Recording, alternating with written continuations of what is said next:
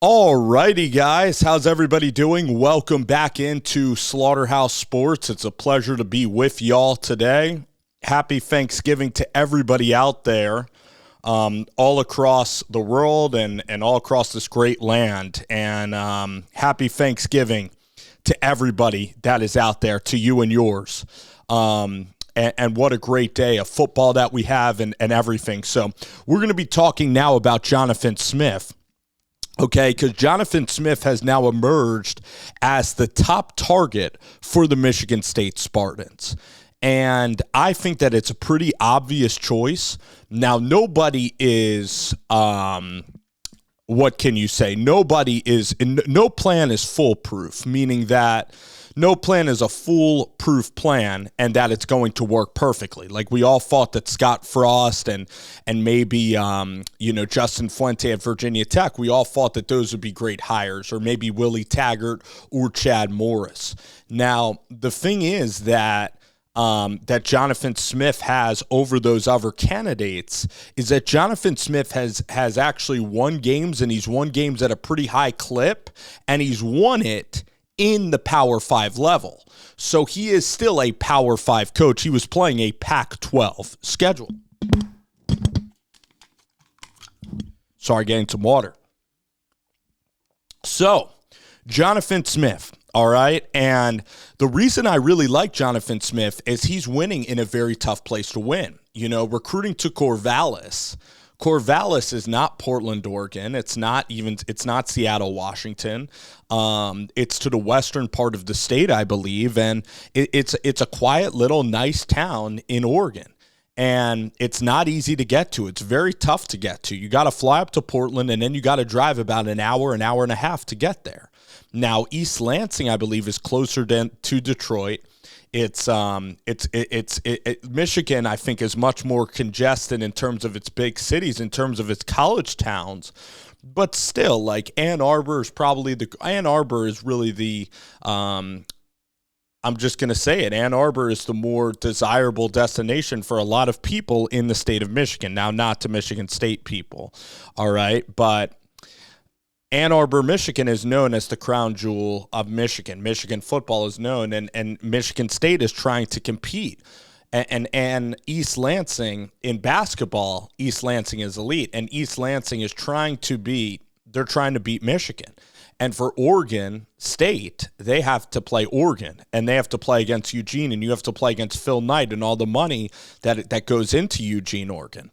So it's been difficult. He's had to battle against Cristobal, or even probably dating back to Mark Helfrich. You know, Jonathan Smith has been at Oregon State a pretty long time, but I like that he's winning at Oregon State. It's a really tough place to win at. He builds a program.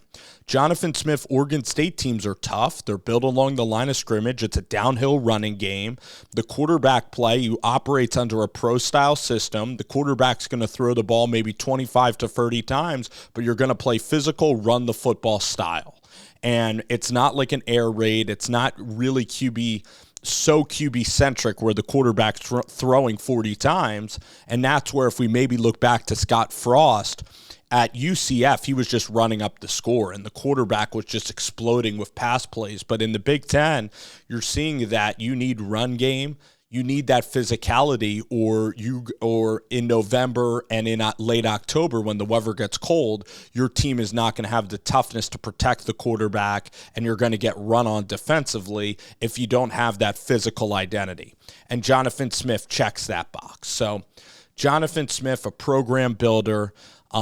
He's doing his due diligence. I really do think he likes Oregon State. So this interest from Michigan State is just helping him. It's going to help him get a pay raise. It's going to help his assistants get more money. So he's going through this process. Now, why I think it's a desirable destination for Smith, well, one, he's from L.A., so UCLA could come open.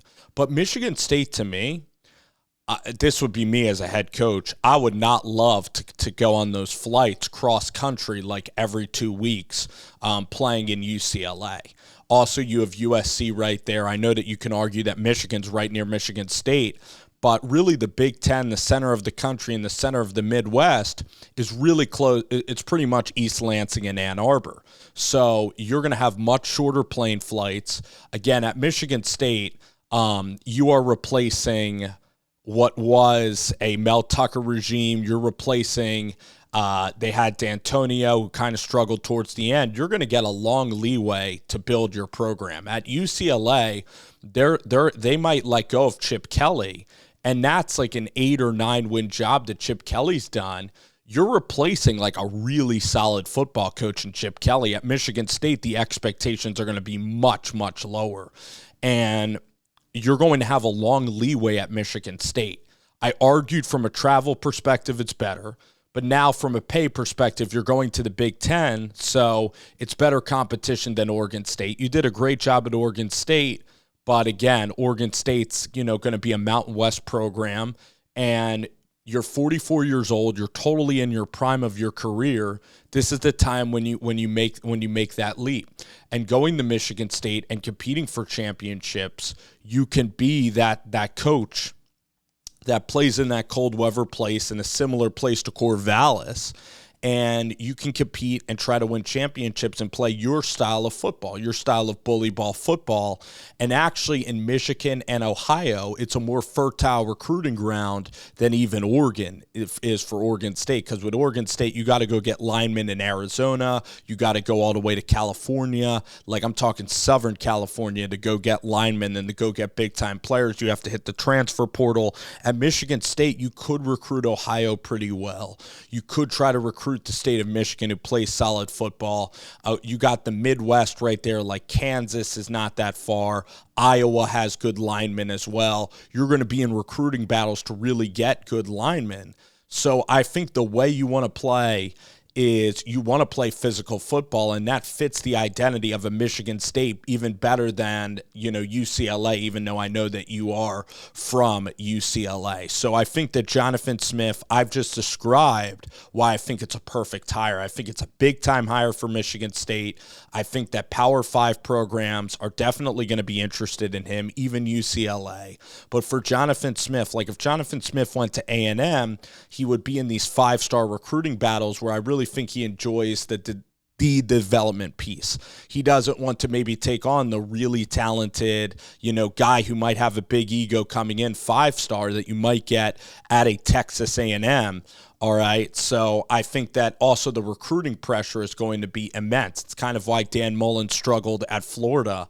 At Michigan State, you can get like a class in the 35th overall class, some transfers. Just build a solid team. Try to be a Kansas State.